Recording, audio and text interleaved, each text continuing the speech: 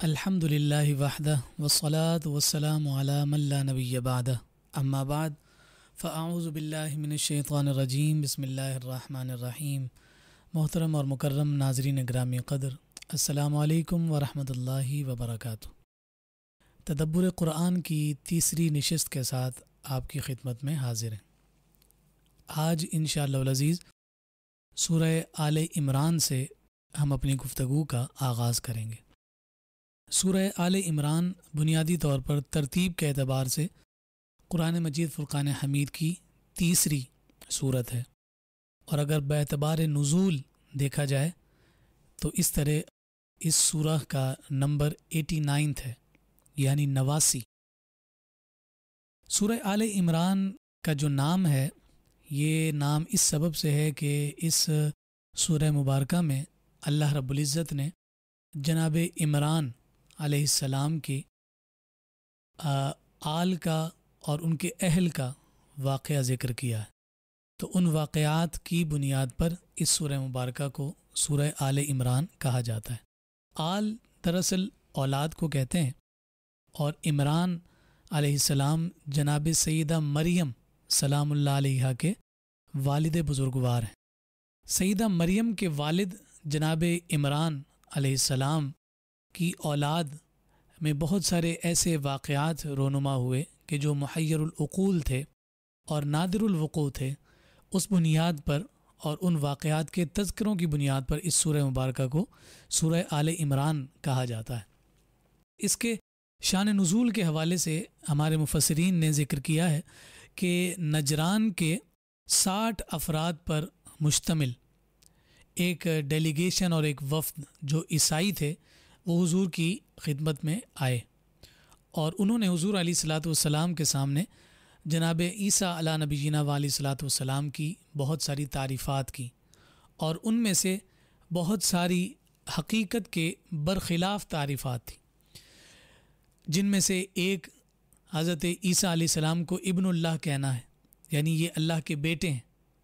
اسی طرح سے حضرت عیسیٰ علیہ السلام کے لیے عقیدہ تثلیث کا رکھنا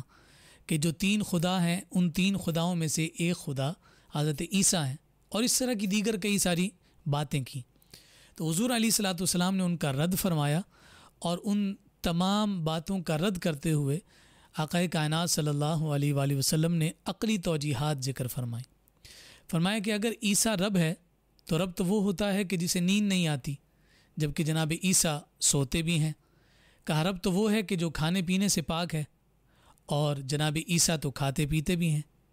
اسی طرح سے فرمایا کہ رب ذوالجلال تو وہ ہے کہ جسے کبھی بھی موت نہیں آتی، لیکن جناب عیسیٰ کو بالآخر موت آنی ہے، اور اس طرح کی بہت ساری باتیں حضور علیہ الصلاۃ والسلام نے ان سے بیان فرمائی، اور ساتھ یہ کہا کہ جیسے تم کہتے ہو کہ وہ اللہ کے بیٹے ہیں، تو بیٹے اور باپ میں مماثلت ہوا کرتی ہے، مشابہت ہوتی ہے، لیکن جناب عیسیٰ میں ایسی کوئی مماثلت اور مشابہت نہیں ہے۔ تو اس طرح کی اور بہت ساری باتیں حضور علیہ الصلاۃ والسلام نے ان سے بیان فرمائی، تو جس کے بعد وہ مبہوت ہو گئے اور حضور علیہ الصلاۃ والسلام سے مزید کوئی بات نہ کر سکے۔ یہ اس سورہ مبارکہ کا شان نزول ذکر کیا جاتا ہے۔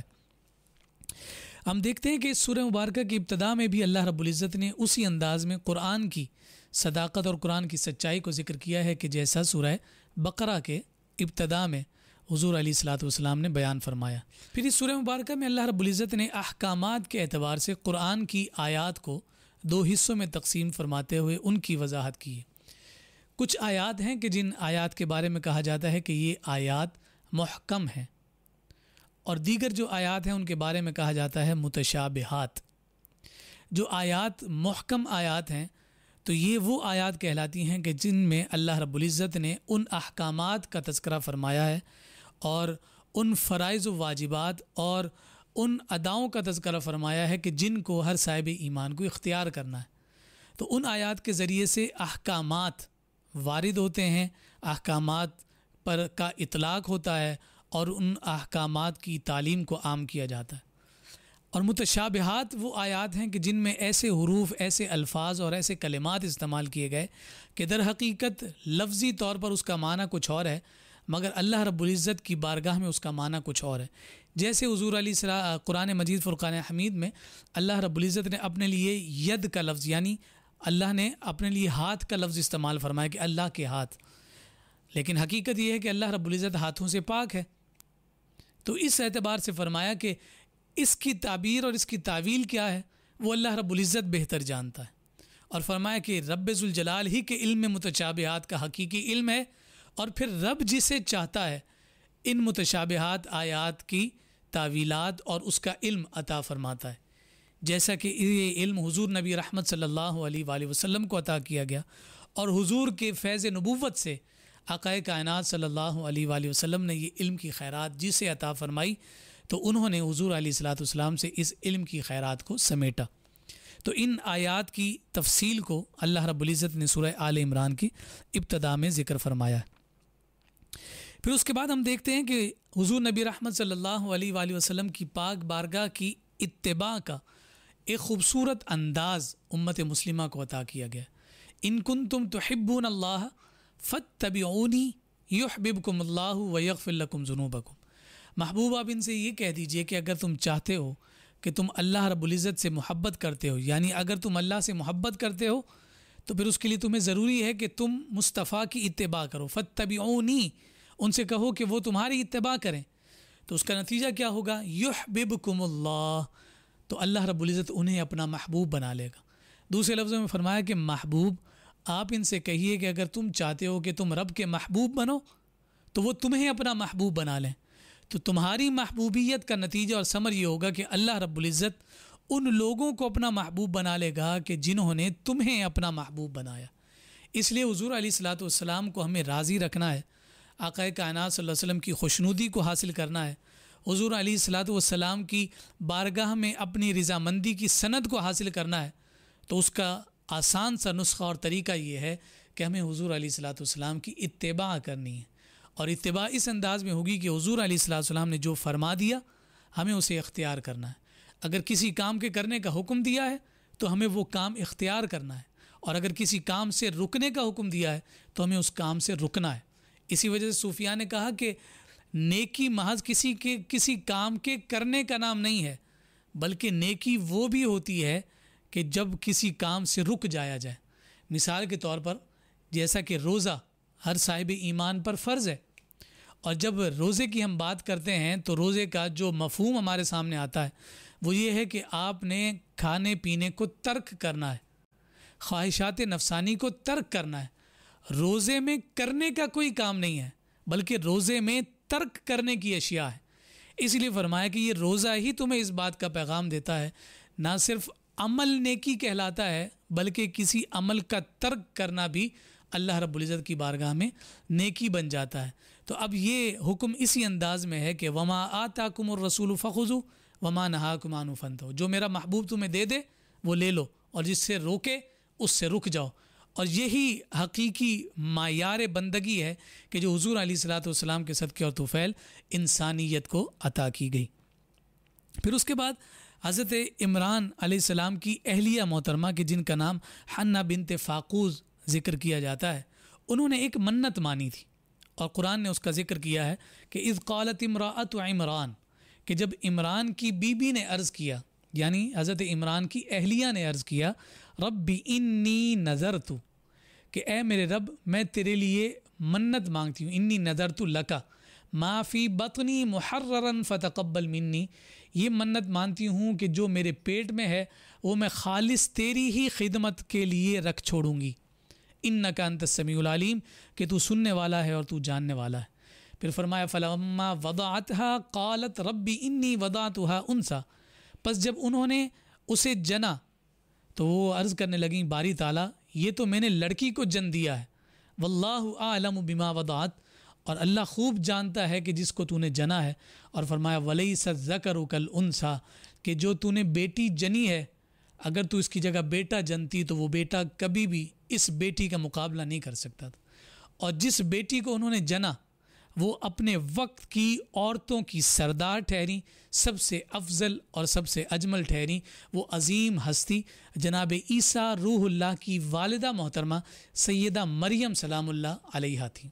تو یوں سمجھیے کہ حضرت عمران سیدہ مریم کے والد بزرگوار ہوئے، اور سیدہ حنہ بنت فاقوز آپ کی والدہ محترمہ ہوئیں۔ اب چونکہ پہلے منت مان رکھی تھی کہ وہ اللہ رب العزت ہی کی بارگاہ میں انہیں پیش کریں گی اور رب ذوالجلال کی دین کی خدمت کے لیے انہیں معمور کریں گی، تو پھر انہوں نے انہیں جناب زکریا کی کفالت میں دے دیا کہ جو سیدہ مریم کے خالو تھے، اور سیدہ مریم کا وہ مقام مسجد اقصی میں بنایا گیا اور آپ وہاں رہ کر اللہ رب العزت کی عبادت اور بندگی کرتی تھیں، اور اس عبادت کے نتیجہ میں اللہ رب العزت سیدہ مریم پر وہ انعام اور اکرام نازل فرماتا کہ بے موسم پھل آپ کے پاس موجود پائے جاتے۔ جب جناب زکریا علیہ السلام نے دریافت کیا کہ یہ جو پھل میں تمہارے سامنے دیکھ رہا ہوں ان کا تو موسم ہی نہیں ہے، یہ پھل تمہارے پاس کہاں سے آئے؟ تو سیدہ مریم جواب میں کہتی ہیں ہوا من عند اللہ، یہ تو میں بھی نہیں جانتی کہ یہ کہاں سے ہے، ہاں اتنا ضرور جانتی ہوں کہ جس رب کی میں عبادت کرتی ہوں یہ اسی کی جانب سے مجھے انعام دیا گیا ہے۔ یہاں قرآن کے الفاظ بڑے خوبصورت اور بہت ہی شاندار ہیں۔ فرمایا کہ جب یہ انہوں نے سنا کہ اس مقام پر سیدہ مریم بیٹھ کر عبادت کرتی ہیں تو اس عبادت کے نتیجے میں انہیں بے موسم پھل عطا کیے جاتے ہیں، تو وہ جان گئے کہ نہ یہ مقام کوئی عام مقام ہے اور نہ یہ ہستی سیدہ مریم کوئی عام ہستی ہیں۔ تو پھر انہوں نے کیا قرآن نے کہا ہنالک دعا زکریا ربہ، وہیں کھڑے کھڑے، یعنی اس مقدس مقام پر جہاں رب کی برکت نازل ہو رہی ہے، رب کی نعمت اتر رہی ہے، وہاں کھڑے ہو کر جناب زکریا نے دعا مانگی۔ اور دعا کیا مانگی؟ باری تعالیٰ میں جانتا ہوں کہ میں اس عمر کو پہنچ گیا ہوں کہ عام طور پر اس عمر میں بچہ پیدا نہیں ہوتا، میری بیوی بھی بانجھ ہے، لیکن اس امید کے ساتھ مانگ رہے ہیں دعا کہ اللہ رب العزت تو ہر شے پر قادر ہے، ربی حبلی من لدنک ذریۃ طیبہ، کہ اے میرے رب مجھے اپنے پاس سے تو ستھری اولاد عطا کر دے، کہ بے شک تو ہی تو دعاؤں کو سننے والا ہے۔ تو فرمایا فنادتہ الملائکۃ وہو قائم یصلی فی المحراب، محراب میں جناب زکریا کھڑے نماز پڑھ رہے تھے اور فرشتوں نے آ کر انہیں خوشخبری دی اور بشارت دی، کس بات کی؟ ان اللہ یبشرک بیحییٰ، ہم تمہیں خوشخبری دیتے ہیں تمہارے بیٹے یحییٰ کی کہ تمہارا بیٹا بھی پیدا ہوگا اور اس کا نام یحییٰ ہوگا۔ اور پھر انہوں نے دوبارہ یہ بات عرض کی کہ میں تو عمر کے اس حصے میں ہوں کہ بیٹا پیدا نہیں ہو سکتا، اولاد پیدا نہیں ہو سکتی، میری بیوی بھی بانجھ ہے۔ تو رب ذوالجلال نے فرمایا یہ تمہارا مسئلہ نہیں ہے، یفعل ما یشاء، تمہارا رب تو وہ ہے کہ بس اسے صرف کن کہنا ہوتا ہے، فیکون وہ ہو جاتا ہے۔ رب ذوالجلال جو چاہتا ہے اپنی منشی اور مرضی سے، ایسی چیزیں بھی، ان چیزوں پر بھی رب ذوالجلال قدرت رکھتا ہے کہ جو عام طور پر تمہیں ایک نادر نظر آتی ہیں، تمہیں غیر معمولی نظر آتی ہیں، ناممکن نظر آتی ہیں، اللہ رب العزت اس پر بھی قدرت رکھتا ہے۔ تو جناب زکریا علیہ السلام کو رب ذوالجلال نے اس مقام کی برکت سے، اس محراب میں موجود سیدہ مریم کی برکت سے، اور جہاں رب کی برکت اور رحمت نازل ہو رہی ہے اس مقام کی برکت سے اولاد عطا فرمائی، اور وہ اولاد بھی کوئی معمولی اولاد نہیں تھی بلکہ غیر معمولی اولاد جناب سیدنا یحییٰ علیہ السلام تھے۔ یہاں ہمارے علماء نے یہ نتیجہ اخذ کیا ہے کہ جہاں اللہ رب العزت ہر مقام سے تمہاری دعا کو سنتا ہے، وہیں رب ذوالجلال ان مقامات پر زیادہ سنتا ہے جہاں اللہ رب العزت کے مقرب بندے ہوتے ہیں۔ اللہ رب العزت ان مقامات پر زیادہ سنتا ہے جن مقامات پر ان کی رحمتوں اور برکتوں کا نزول ہوتا ہے۔ اسی لیے رب کے مقربین کے پاس جا کر ان سے دعا کروائی جائے، مقدس مقامات پر جا کر دعا مانگی جائے کہ وہاں دعا کے قبولیت کے امکانات زیادہ ہو جایا کرتے ہیں۔ پھر اس کے بعد حضرت سیدہ مریم سلام اللہ علیہا کے بطن اقدس سے بغیر باپ کے سیدنا عیسیٰ کی ولادت کا پورا تذکرہ کیا گیا ہے، اس پورے احوال کو ذکر کیا گیا، جناب عیسیٰ علیہ السلام کے معجزات کو بیان کیا گیا ہے۔ ان آیات میں جناب عیسیٰ علیہ السلام کے 5 معجزات ذکر کیے گئے ہیں۔ پہلا موضوع یہ ہے کہ جناب عیسیٰ کو اللہ رب العزت نے یہ طاقت اور کمال عطا فرمایا کہ وہ مٹی سے پرندے پہ بناتے اور پھر ان میں پھونک مارتے تو وہ پرندے اڑنے لگ جاتے تھے۔ اسی طرح سے جو پیدائشی نابینا ہوتے تھے، جناب عیسیٰ علیٰ نبی جینا و علیہ السلام ان کی نابینا آنکھوں میں بینائی عطا فرما دیتے تھے۔ کوڑ اور برس کے مرض میں مبتلا افراد کو جناب عیسیٰ کی برکت سے اللہ رب العزت معجزے کی صورت میں انہیں شفایاب فرما دیتے۔ اسی طرح آپ مردوں کو زندہ کیا کرتے اور غیب کی خبریں بیان کیا کرتے تھے۔ اس کی تفصیل بھی پھر مفسرین نے ذکر کی ہے کہ کس انداز میں آپ نے پرندوں کو زندہ کیا، مردوں کو زندہ کیا، نابینا لوگوں کو بینائی عطا کی، اور یہ سارا کا سارا امر جو ہے اللہ رب العزت کے حکم ہی سے تھا۔ غیب کے علم کے حوالے سے تفسیر جمل میں بطور خاص اور تفسیر قرطبی میں بیان کیا گیا ہے کہ حضرت عیسیٰ علیہ الصلاۃ والسلام غیب کی خبریں کس انداز میں بیان کرتے تھے۔ وَأُنَبِّئُكُم بِمَا تَأْكُلُونَ وَمَا تَدَّخِرُونَ فِي بُيُوتِكُم۔ حضرت عیسیٰ علیہ السلام کے پاس جو لوگ آیا کرتے تو آپ انہیں بتاتے تھے کہ تم کیا کھا کر آئے ہو اور اپنے گھر میں کیا رکھ کر آئے ہو۔ اور حضرت عیسیٰ علیہ الصلاۃ والسلام کے پاس بچے جمع ہو جاتے تھے، اور جب بچے جمع ہو جاتے تو اس واقعے کو تفسیر قرطبی میں اور تفسیر جمل میں بڑی صراحت کے ساتھ ذکر کیا کہ بچے جمع ہو جاتے تو آپ انہیں بتاتے، کیا بتاتے تھے کہ تمہارے ماں باپ نے آج یہ پکایا ہے، اور انہوں نے تم سے جو ہے حفاظت کے لیے یہ چیز چھپا کر رکھ دی ہے۔ وہ بچے جب گھروں کو جاتے انہیں وہ چیز نہ ملتی تو وہ روتے تھے، تو ان کے ماں باپ پوچھتے تھے کہ یہ تمہیں خبر دی کس نے؟ تو وہ جواب میں کہتے کہ یہ بات تو ہمیں عیسیٰ نے بتائی ہے۔ تو وہ اپنے بچوں کو روکتے کہ نہیں اس کے پاس مت جایا کرو، وہ معاذ اللہ جادوگر ہیں اور وہ تم پر اثر ہو جائے گا، اور اس طرح کی دیگر باتیں کیا کرتے تھے۔ جب کچھ دن وہ بچے نہ آئے تو جناب عیسیٰ علیہ السلام ان لوگوں سے پوچھنے گئے کہ تمہارے بچے آج کل باہر نہیں آ رہے، تو چونکہ انہوں نے اپنے بچوں کو ایک کمرے میں بند کر دیا تھا کہ جناب عیسیٰ کے پاس نہ جائیں اور ان کی تعلیم کہیں ان پر اثر انداز نہ ہو جائے، تو اس پر جناب عیسیٰ علیہ السلام کو انہوں نے جواب دیا کہ وہ نہیں ہیں، اور تعویل کرنے لگے اور مختلف بہانے بنانے لگے۔ جس کمرے میں بچے بند تھے آپ وہاں پہنچے اور پوچھا کہ اندر کیا ہے، تو انہوں نے کہا کہ اندر سور ہیں۔ تو اس کے جواب میں جناب عیسیٰ روح اللہ نے فرمایا کہ چلو ٹھیک ہے، جیسا تم کہتے ہو ویسا ہی ہوگا۔ جب دروازہ کھولا گیا تو ان سارے بچوں کی جو شکلیں ہیں وہ سور میں تبدیل ہو چکی تھی۔ یہاں میں رک کر اپنے ناظرین کو یہ پیغام ضرور دینا چاہتا ہوں، اللہ رب العزت کی قدرت اور طاقت کا ملکہ اور کمال تو بہت بلند ہے۔ یہ تو ہم ان ہستیوں کا تذکرہ کر رہے ہیں کہ جن پر اللہ رب العزت نے اپنا کرم فرمایا اور انہیں نبوت اور رسالت عطا کی کہ وہ جیسے کہہ دیتے ہیں اللہ رب العزت ویسے فرما دیتا ہے۔ اور جناب عیسیٰ ہوں یا جناب یوسف علیہ الصلاۃ والسلام، جناب یوسف کا بھی ایک واقعہ ہے، وہ ہم اسی وقت سورہ یوسف کے اس واقعے پر ہم ذکر کریں گے، لیکن میں عرض یہ کرنا چاہتا ہوں کہ یہ تو وہ ہستیاں ہیں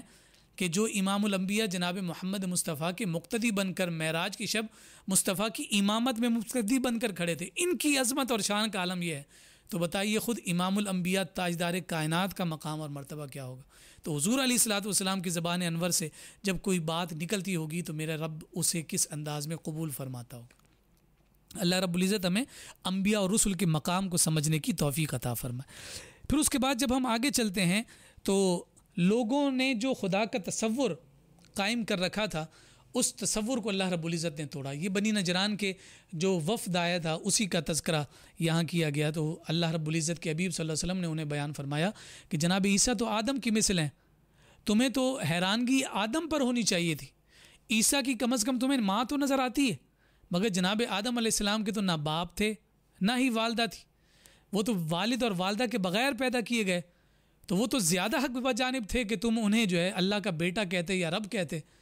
یہاں چلو جناب عیسیٰ کی والدہ ماجدہ تو موجود ہیں، تو کہا یہ آدم ہی کی مثل ہیں، جیسے رب ذوالجلال یہ طاقت رکھتا ہے کہ آدم کو بن ماں باپ کو پیدا کرے، ویسے ہی رب ذوالجلال یہ طاقت بھی رکھتا ہے کہ وہ جناب عیسیٰ کو بن باپ کے پیدا فرما دے۔ پھر اس کے بعد نبی رحمت صلی اللہ علیہ وآلہ وسلم نے جو مباہلہ کا چیلنج فرمایا تھا قرآن مجید فرقان حمید نے اس کا تذکرہ کیا، جس میں آقا کائنات صلی اللہ علیہ وآلہ وسلم نے فرمایا تھا ندعو ابناءنا وابناءکم ونساءنا ونساءکم وانفسنا وانفسکم، کہ چلو ایسا کرتے ہیں کہ تم بھی اپنی اولادیں لے آؤ، میں بھی اپنی اولاد لے آتا ہوں، تم اپنی بیویوں کو لے آؤ، اپنے گھر والوں کو لے آؤ، خواتین کو لے آؤ، میں بھی لے آتا ہوں، تم خود بھی آ جاؤ میں بھی آ جاتا ہوں۔ تو فرمایا کہ اس کے نتیجہ اور جواب میں وہ لوگ نہیں آئے تھے، کہ حضور نے فرمایا تھا کہ جمع ہو جاؤ اور اللہ رب العزت کی بارگاہ میں دعا مانگتے ہیں، جس کی دعا قبول ہو جائے، لیکن وہ لوگ ان لوگوں نے راہ فرار اختیار کر لی تھی، تو اس واقعے کو وضاحت کے ساتھ ذکر کیا گیا۔ پھر اس کے بعد جو یونیفارمٹی تھی، یعنی یہود و نصارہ اور مسلمانوں کے درمیان جو مشترکات اشیاء تھیں، حضور علیہ الصلوۃ والسلام نے اس کی جانب انہیں بلایا، اور وہ اس انداز میں بلایا کہ الی کلمۃ سواء بیننا و بینکم، چلو ہمارا پورا دین اگر تم نہیں مانتے ہو، کم از کم ان باتوں پر تو اتفاق رائے کر لو کہ جو تمہارے اور ہمارے درمیان مشترکہ ہیں۔ تو یہ بھی ہمیں یوں سمجھیے کہ تبلیغ کا ایک اسلوب اور ایک انداز ہمیں مل رہا ہے کہ جہاں پر تمام باتوں پر اتفاق ممکن نہ ہو تو پھر وہاں کچھ لوگ کچھ دو کی بنیاد پر مشترکات پر اتفاق قائم کر لیا جائے تاکہ معاشرے کو ایک مثبت پیغام دیا جا سکے اور اس کے ایک مؤثر اثرات معاشرے پر مرتب ہو سکیں۔ پھر نبی رحمت صلی اللہ علیہ وآلہ وسلم کے بارے میں جو عالم ارواح میں ایک میثاق کیا گیا تھا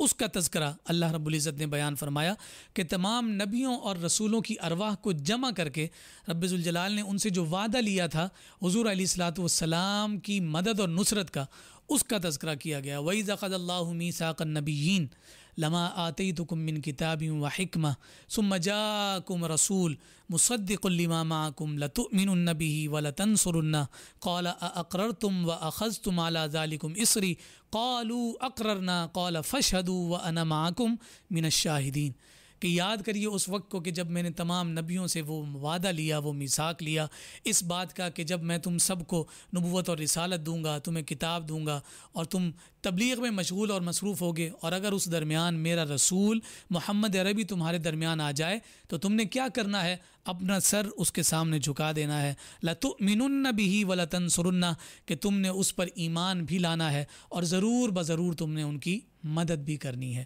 تمام انبیاء اور رسول نے اس پر تصدیق ثبت کی، اقرار کیا کہ باری تعالیٰ ہم تجھ سے یہ وعدہ کرتے ہیں کہ ہم تیرے محبوب کے سامنے اپنی نبوت اور رسالت کو چھوڑ دیں گے اور اس کی نبوت کے جھنڈے کے سائے تلے آ جائیں گے۔ اور جب تمام نبی اور رسولوں نے اس بات کا اقرار کیا تو فرمایا فَاشْهَدُوا وَأَنَا مَعَكُمْ مِنَ الشَّاهِدِينَ کہ تم لوگ بھی سب گواہ ہو جاؤ اور میں بھی گواہوں میں تمہارے ساتھ شامل ہوں۔ یہ ایک بڑا خوبصورت انداز اور اسلوب ہے جو حضور علیہ الصلاۃ والسلام کی شان نبوت کے حوالے سے قرآن نے ذکر فرمایا ہے۔ چونکہ وقت مختصر ہوتا ہے تو ہم تفصیل میں نہیں جا سکتے، اختصاراً میں نے اس واقعے کی جانب اشارہ کیا اور اب ہم اپنی بات کو آگے بڑھاتے ہیں۔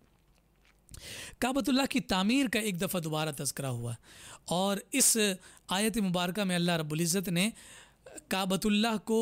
عبادت کی غرض سے تعمیر کیے جانے پر فرمایا کہ یہ پہلا گھر ہے جو رب ذوالجلال کی عبادت کے لیے بنایا گیا ہے۔ ان اول بیت وضع للناس للذی ببکۃ مبارکا وہدی للعالمین، اور فرمایا کہ یہ گھر ہے کہاں؟ یہ بکہ میں ہے۔ یہاں بکہ سے مراد مکۃ المکرمہ ہے، اور پھر اس شہر میں جو نشانیاں موجود ہیں ان کا تذکرہ کیا گیا کہ یہاں مقام ابراہیم ہے کہ جو حضرت ابراہیم علیہ السلام نے جو تعمیر کی ہے اس کی علامت اور اس کی نشانی اور اس کی پہچان ہم نے اپنے شعائر میں داخل کر کے رکھی ہے۔ پھر حج کے احکامات کو ذکر کیا کہ جسے استطاعت دی گئی ہے اسے چاہیے کہ وہ اس پاک گھر کے حج کے لیے آئے، اور اس طرح کے دیگر احکامات جو کعبۃ اللہ اور حج کے ساتھ متصل اور منسلک ہیں ان کا تذکرہ کیا گیا۔ اتحاد کا درس دیا گیا اور فرمایا کہ تمہارا ملکہ اور تمہاری شان اور تمہارا شرف یہی ہونا چاہیے کہ تم تمام ایک لڑی میں پروئے ہوئے نظر آؤ، کیونکہ یہ دین اسلام ہی کی برکت ہے کہ تمہارا شرازہ بکھرا ہوا تھا، تم لوگ بکھرے ہوئے تھے، تم ایک دوسرے سے جدا تھے، ایک دوسرے کے جانی دشمن تھے، اور جب تمہاری دشمنی شروع ہوتی تھی تو وہ ایک خون سے لے کر ہزاروں خون تک بڑھ جایا کرتی تھی۔ فرمایا پھر قرآن آیا، پھر صاحب قرآن آئے، پھر میرا دین آیا، پھر دین اسلام کا نور آیا، پھر اس نور نے تمہیں ہدایت کا ایسا کمال روشن شاہکار عطا کیا۔ فرمایا کہ پھر ایسا ہوا وَاذْكُرُوا إِذْ كُنْتُمْ أَعْدَاءً فَأَلَّفَ بَيْنَ قُلُوبِكُمْ، تھے تو تم دشمن مگر پھر ہم نے تمہارے دلوں کو آپس میں ملا دیا، تم شیر و شکر ہو گئے اور تم ایک اتحاد کا درس دینے والی قوم بن گئے، اور یہی اتحاد کا درس رہتی دنیا تک کے لیے تم اپنے ساتھ جوڑے رکھنا، اور امت وحدت کے طور پر ہی تمہاری پہچان ساری دنیا میں قائم رہے۔ پھر اس کے بعد اس امت کو جو امت خیر کہا گیا اس کا تذکرہ ہے، کنتم خیر امتن، کہ تمہیں امت خیر بنایا ہے، تمام امتوں میں سے تمہیں بہترین بنایا ہے۔ کس بات پر یہ بہترین ہے؟ فرمایا دو باتوں کی بنیاد پر تمہیں بہترین امت فرمایا۔ کیسے؟ اخرجت للناس تأمرون بالمعروف وتنہون عن المنکر، کہ تم بہترین امت اس لیے ہو کہ تم نیکی کی دعوت دیتے ہو اور تم برائی سے روکتے ہو۔ اب یہ ایک چھوٹا سا سوال میں آپ کی خدمت میں پیش کرتا ہوں کہ بہت ساری چیزیں ایسی ہوتی ہیں کہ جن کے ساتھ کچھ چیزوں کی قیودات ہوتی ہیں، اور قیودات سے مراد یہ ہے کہ آپ اس کو اس انداز میں سمجھیں کہ اگر تو تمہارے ساتھ یہ چیزیں شامل رہیں تو تمہیں یہ منصب اور یہ مسند ضرور رہے گا۔ اگر آپ کہیں نوکری بھی کرتے ہوں تو آپ سے یہ کہا جائے کہ اگر تم نے روزانہ 8 گھنٹے ڈیوٹی کی تو تم ہمارے امپلائی رہو گے، ہماری نوکری میں رہو گے، تم نے اگر ان شرائط پر عمل کیا تو تمہیں بونس بھی ملتا رہے گا، تم ہماری فیسلٹیز سے اپنے آپ کو فیسیلیٹیٹ بھی کرتے رہو گے۔ اگر تم نے اس سے انحراف کیا تو پھر ہمارا اور تمہارا تعلق کوئی نہیں ہے، تمہیں جو ڈیزگنیشن دی گئی ہے تم اس ڈیزگنیشن پر قائم نہیں رہ سکو گے، تمہیں سبکدوش کر دیا جائے گا۔ بلا تشبیہ اور بلا مثالہ میں یہ سمجھنا چاہیے اللہ رب العزت نے جناب آدم علیہ السلام سے جناب مصطفیٰ کریم صلی اللہ علیہ وسلم تک کتنی امتوں کو بھیجا، مگر ان تمام امتوں میں مصطفیٰ کی امت کو عزت اور شرف عطا کیا، اور ساتھ فرمایا کہ عزت اور شرف اس شرط کی بنیاد پر ہے کہ تم نیکی کی دعوت دیتے ہو اور تم برائی سے روکتے ہو۔ اور اگر آج یہی امت خیر نیکی کی دعوت کو چھوڑ دے اور برائی سے اپنے آپ کو جوڑ لے اور برائی سے لوگوں کو روکنا ترک کر دے تو پھر یقیناً یہ امت خیر کہلانے کی حقدار نہیں رہے گی۔ ہمیں اس پر ضرور غور اور فکر اور تدبر کرنا چاہیے۔ پھر اس کے بعد غزوہ بدر کا بڑی صراحت کے ساتھ اور بڑی وضاحت کے ساتھ بھی تفصیل تذکرہ کیا گیا ہے، کس طرح سے غزوہ بدر میں اللہ رب العزت نے اپنی مدد اور نصرت کو نازل کیا، اور کس طرح سے اللہ رب العزت کی جانب سے فرشتے نازل ہوئے، جس کے بارے میں اقبال نے کہا تھا کہ فضائے بدر پیدا کر فرشتے تیری نصرت کو اتر سکتے ہیں گردوں سے قطار اندر قطار اب بھی۔ اور وہ فضائے بدر کیا تھی کہ انہیں اعتماد اور یقین ایک ذات پر تھا جس ذات کا نام محمد مصطفیٰ صلی اللہ علیہ وسلم تھا، جو آج بھی اگر حضور علیہ الصلوۃ والسلام پر اسی طرح صحابہ کی طرح ہم ایمان اور یقین کر لیں تو فرشتوں کی صورت میں رب کی مدد اور نصرت آج بھی نازل ہو سکتی ہے۔ احد کے میدان کا تذکرہ کیا گیا ہے، حضور علیہ الصلوۃ والسلام کی شہادت کی جو افواہ اڑائی گئی اور اس افواہ کے نتیجہ میں جس طرح سے مسلمان منتشر ہوئے اور اس کے نتیجہ میں جو مسلمانوں کا نقصان ہوا اور جو جیتی ہوئی جنگ جو ہے مسلمان ایک طرح سے ہار گئے، اس کا پورا تذکرہ کیا گیا اور یہ بیان کیا گیا دیکھو ایک چھوٹی سی بات جو مصطفیٰ کی نافرمانی کے ذریعے سے تم نے اپنے اوپر قائم کی، اس کا نتیجہ یہ نکلا کہ تمہیں اتنا بڑا نقصان اٹھانا پڑا۔ تمہاری بقا اور تمہارے وجود کی ضمانت اسی بات پر ہے کہ تم میرے محبوب نبی رحمت صلی اللہ علیہ وسلم کی ہر عمل میں اطاعت اور فرما برداری و اتباع کرتے رہو تاکہ تمہارا وجود برقرار رہے۔ اسی طرح سے پھر آگے ہم دیکھتے ہیں کہ ایک بڑے خوبصورت واقعے کی جانب ذکر کیا گیا ہے کہ جب جناب سیدنا صدیق اکبر رضی اللہ تعالیٰ عنہ کو حضور علیہ الصلوۃ والسلام نے بیت المدراس کی جانب بھیجا تھا کہ جاؤ اور چونکہ وہ لوگ وہاں ذمہ رہتے ہیں، ان کے ذمہ جو ٹیکس نکلتا ہے وہ لے کر آؤ۔ جب آپ وہاں گئے اور ان لوگوں سے وہ ٹیکس کی وصولی کے لیے تقاضا کیا تو انہوں نے جواب میں کہا کہ دیکھو یہ مسلمانوں کا رب کیسا ہے اور ہماری شان دیکھو کہ ان کا معاذ اللہ رب فقیر ہے اور ہم غنی ہیں کہ اس رب نے اسے بھیجا ہے کہ جاؤ ہم سے آ کر مال لو۔ یعنی وہ معاذ اللہ رب کو فقیر کہہ رہے تھے اور اپنے آپ کو غنی کہہ رہے تھے، تو جناب سیدنا صدیق اکبر نے ان کے سردار کے چہرے پر تھپڑ رسید کر دیا تھا۔ انہوں نے آ کر حضور کی خدمت میں شکایت کی تھی کہ صدیق اکبر نے ہمارے سردار کی توہین کی ہے۔ تو جناب صدیق اکبر نے جب سارا واقعہ بیان کیا کہ اس طرح انہوں نے میرے رب کی توہین کی ہے تو وہ لوگ انکار کر گئے۔ تو جناب صدیق اکبر کی صداقت پر گواہی دینے کے لیے اس وقت وہاں مجلس میں کوئی موجود نہیں تھا، تو اس وقت اللہ رب العزت نے اپنی آیات کو نازل کیا کہ ابو بکر پریشان ہونے کی ضرورت نہیں، ایک وقت وہ بھی آیا تھا کہ میرے مصطفیٰ کی صداقت اور سچائی کی گواہی دینے کو کوئی نہ تھا، تو نے اس کی گواہی دی تھی کہ میرا محبوب سچا ہے، آج تجھے سچائی کی حاجت ہے کہ کوئی گواہی دے، تو کوئی زمین پر رہنے والا فرد نہیں دے گا تیری گواہی، بلکہ میں خود رب ذوالجلال اپنی آیات نازل کر رہا ہوں۔ فرمایا لقد سمع اللہ قول الذین قالوا ان اللہ فقیر ونحن اغنیاء، کسی نے سنا ہو یا نہ سنا ہو مگر تحقیق تمہارے رب نے سن لیا ہے کہ انہوں نے کہا ہے کہ اللہ فقیر ہے اور یہ لوگ غنی ہیں۔ اور اس کے ذریعے سے جناب سیدنا صدیق اکبر رضی اللہ تعالیٰ عنہ کی شان اور عظمت کو ذکر کیا گیا۔ موت کا وقت مقرر ہے، یہ بات بیان کی گئی، ساتھ یہ بھی بیان کیا کہ ہر نفس نے موت کا ذائقہ چکھنا ہے، کل نفس ذائقۃ الموت، اور ساتھ فرمایا کہ جس نے موت کا ذائقہ چکھنا ہے، اور ظاہر سی بات ہے کہ ہر ایک نے چکھنا ہے، تو پھر اسے یہ بھی جان لینا چاہیے کہ اس کے پاس دو ہی رستے ہیں، ایک جنت کا رستہ اور ایک دوزخ کا رستہ۔